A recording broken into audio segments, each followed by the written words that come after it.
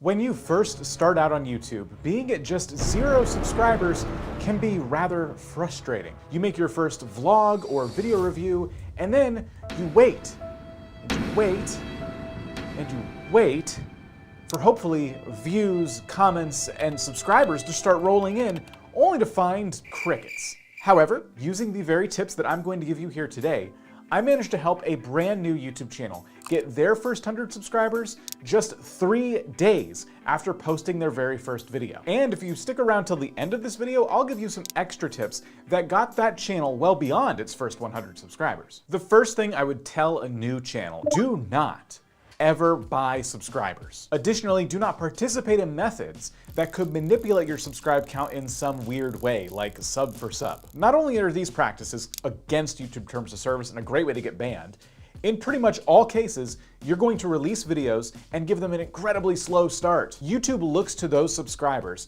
as people who can help gauge the early success of a video. So if your newest subscribers aren't clicking your most recent videos, YouTube's getting some pretty strong signals that something is not right here. Your videos are not attracting these new subscribers, and therefore maybe they won't attract anybody else. The next thing I would tell a new channel is to find a niche, find a topic on YouTube that you're passionate about, and then stick to it. Now, as with any new thing you try, finding that right niche, that right space you fit in on YouTube could take you a while, and it's absolutely okay to experiment with all kinds of different things at first. But if you continue making videos that try to appeal to literally everybody, you just end up making videos that appeal to nobody. So when you think you've found that topic that you want to go all in on, start researching the audience that would be interested in watching that topic. The goal here is to make videos that appeal to a very specific person, and get that person to watch every single video that you post on YouTube thereafter. Once you have that topic and you're starting to upload videos, you need to set a channel trailer on the front page of your channel. I kid you not, this is a very important step, and one that a lot of channels, even large ones, don't take. For anyone who's presented your content on YouTube and then they start watching and want to learn more about you,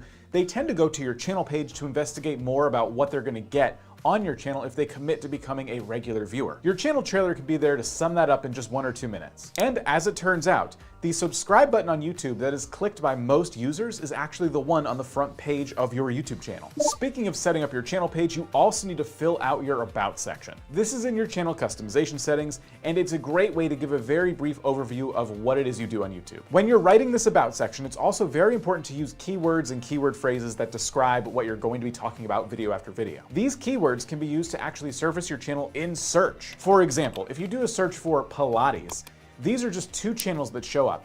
And it's funny because the word Pilates does not appear in their channel name, but it does appear in their About section. Some more advice that you've probably heard time and time again is to have an upload schedule on your channel. Now, from my own personal experience, this doesn't have to be really strict and really rigid. In an ideal world, you would set a goal to post 3 videos a week, and they would come out at the same exact times every single week. But sometimes life gets in the way, and that is totally okay. If I can only post 2 videos that week when I want to post 3, it's probably gonna mean that my last video of the week comes out pretty good because I'm not burning myself out trying to make sure that I absolutely hit that schedule. The most important thing about your schedule, though, is that you continue to upload. Taking really long breaks is a great way for your viewers to forget you exist and have them move on to other creators that do something similar to you. Another way to work towards that 100 subscriber goal is to actually put a branded watermark on your videos. This is again in the customization settings in your YouTube studio, and a lot of people tend to just put their channel's avatar or even a subscribe button in this little watermark spot. When people click on this,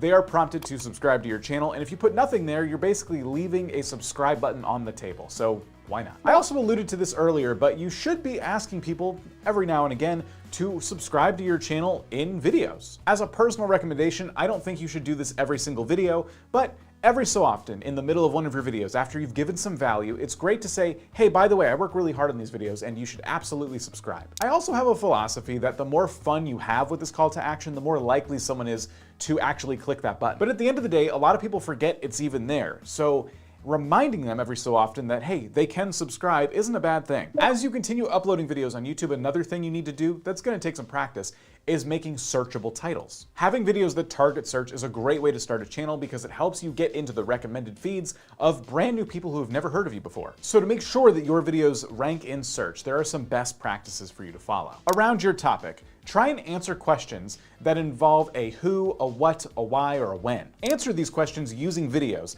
that have these searchable titles. To come up with ideas for searchable titles around your topic, the YouTube search bar is a great place to start, but we also have a tool that kind of acts as a cheat code. Within our YouTube keyword tools is actually a space for questions that people are currently asking. All you need to do is start with a keyword and then scroll down to questions. There you can find potentially hundreds of video ideas just from questions that people are actively typing into the search bar right now. Links to all of our tools are down below, so enjoy that. When you're writing these titles, a bonus tip I have for you is to use some proper capitalization. When you type your titles in all lowercase letters, it kind of just looks a bit lazy. It looks like the video was uploaded with just a file name. Additionally, you could all cap certain words in the titles to add emphasis. A lot of the biggest creators do this, so again, just be sure that you're following the best practices and your titles will show up in search and people will click on them. And you probably saw this coming, but it's not just titles, it's also having that attention-grabbing thumbnail to get your brand new videos lots of clicks right out of the gate. Some best practices here is that the ideal thumbnail size will be 1280 by 720. I like to start with images that are actually captured with 1920 by 1080 framing. This allows me a lot more pixels to actually zoom in on different subjects. Ultimately, your thumbnails should be kept very simple. Don't use too many elements. Do the research by looking around at other creators that are in your space and seeing what thumbnails are resonating with the viewers that you're going after. These thumbnails that you make should do their best to complement the titles that they're attached to. You want to avoid misleading people with content that's a bit too clickbaity. It also helps to use contrasting colors,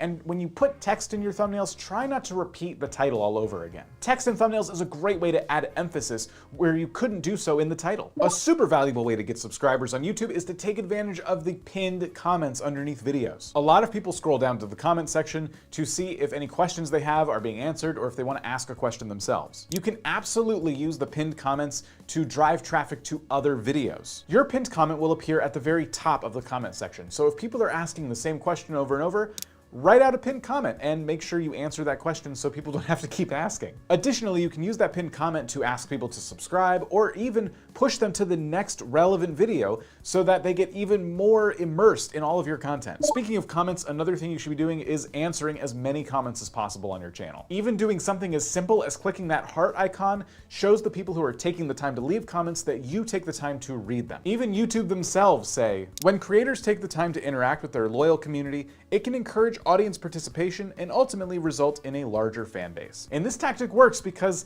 not a lot of YouTubers pay much attention to their comment section.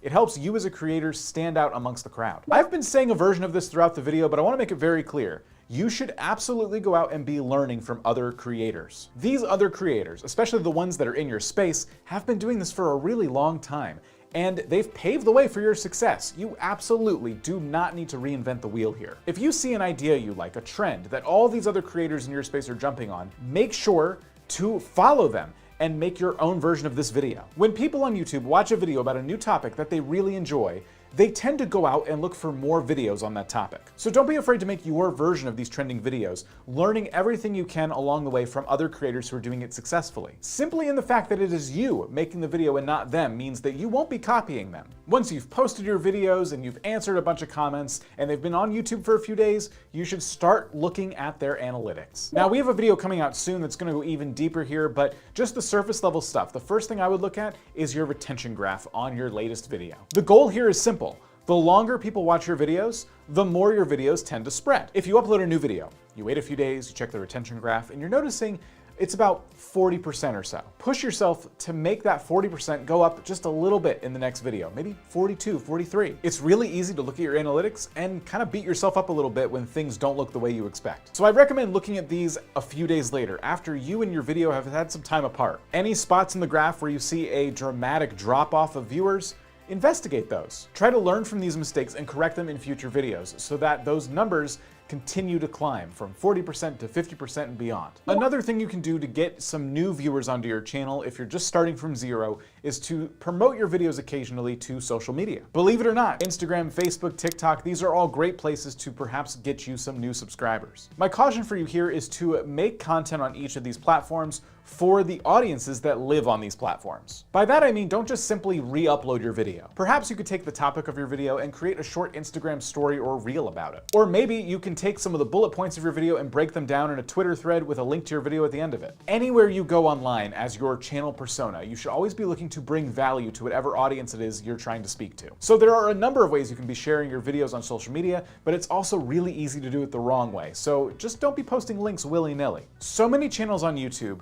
who are under 100 subscribers are still that way even an entire year after they started their channel. But I promise you, if you take these tips and you apply them properly, you can get the first 100 subscribers, and you can do it fast. That channel I mentioned at the beginning of the video, they got their first 100 subscribers in just 3 days. But 3 days after that, they were at 1,000+ subscribers. And if you want that very best chance to get that first 1,000 subscribers, this video is the one you want to watch next.